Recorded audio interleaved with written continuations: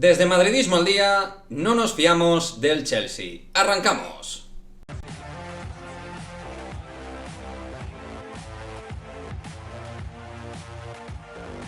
¿Qué pasa, chicos? Muy buenas, bienvenidos a la previa del Real Madrid-Chelsea. Un partido donde ahora iremos con el 11 que va a sacar Carlo Ancelotti frente al conjunto londinense. Pero antes, si os parece, vamos a ir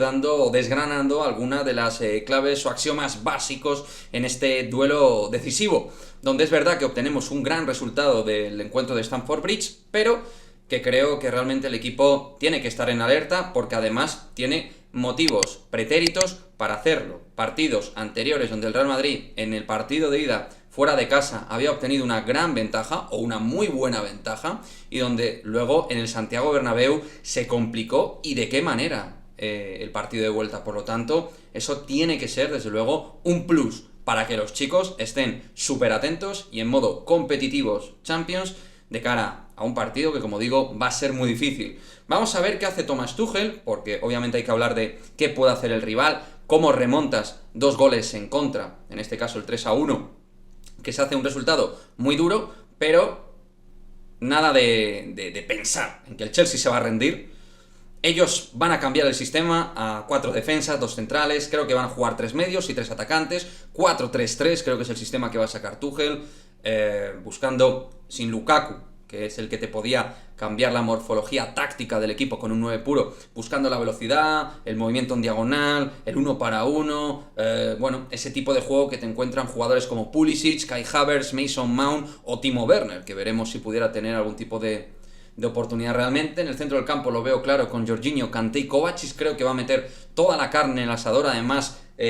Thomas Tuchel ha hablado de un partido muy físico, donde creo que ese punto físico lo quiere dar en la medular, que es donde el Real Madrid realmente le marcó índice de superioridad numérico y de calidad, con Kroos, Modric, Casemiro y Valverde, y ahí realmente sabe que perdió parte, o buena parte, de lo que fue el partido de ida. Por lo tanto, muy importante todo lo que pasa en el medio del campo y con esos cambios tácticos posicionales que va a otorgar Thomas Tuchel al equipo. Por nuestra parte,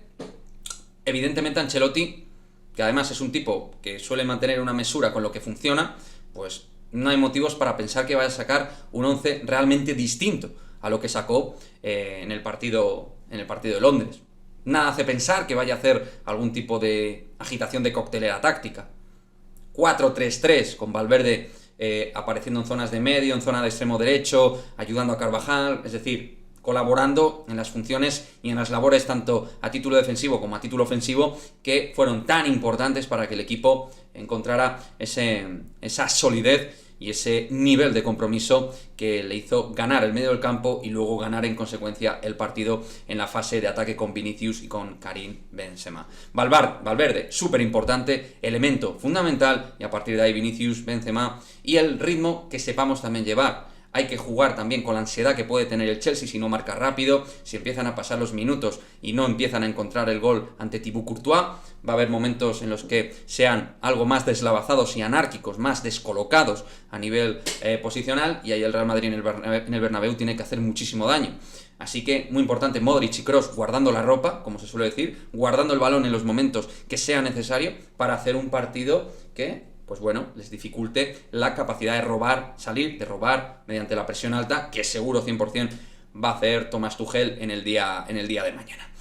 Con estas sensaciones y con estos pequeños detalles del partido, a nivel de lectura táctica, vamos con el 11 que esperamos por parte de nuestro equipo del Real Madrid, con Thibaut Courtois en portería, defensa de 4 con Dani Carvajal, que volvería al 11 respecto al Getafe. Nacho entraría en lugar de Eder Militao, esa sería la gran novedad que yo veo. David Alaba, Ferland Mendy, centro del campo, Mendy yo creo que se ha recuperado bien, centro del campo, Casemiro, Modric, Kroos y Valverde,